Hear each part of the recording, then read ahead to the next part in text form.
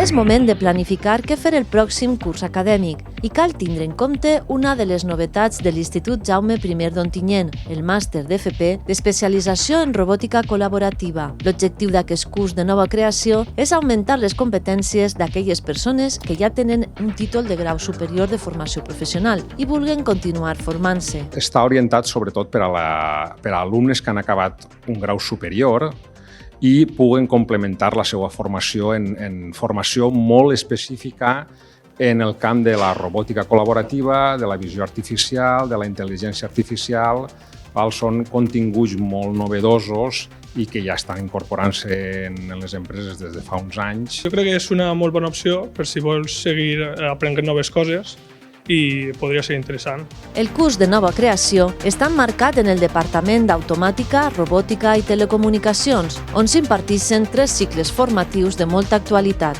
Un dels cicles que desperten l'interès de l'alumnat és el de grau mitjà de Telecomunicacions, que s'encarrega de tota la part de digitalització, de tota la part d'equips microinformàtics, domòtica, radiocomunicacions, també es veuen xarxes informàtiques. L'IES Jaume I també imparteix un cicle de grau mitjà en instal·lacions elèctriques i automàtiques. És el perfil de l'electricista que més coneixem i que ara mateix és un perfil molt demandat perquè tenim el boom de lo que és la instal·lació solar, la recàrrega del vehicle elèctric, el manteniment elèctric industrial i la instal·lació elèctrica. El tercer cicle formatiu d'aquesta família és el d'automatització i robòtica industrial de plena actualitat. El que s'encarrega és en la modernització de tots els processos industrials a través de l'automatització i la robotització de la indústria.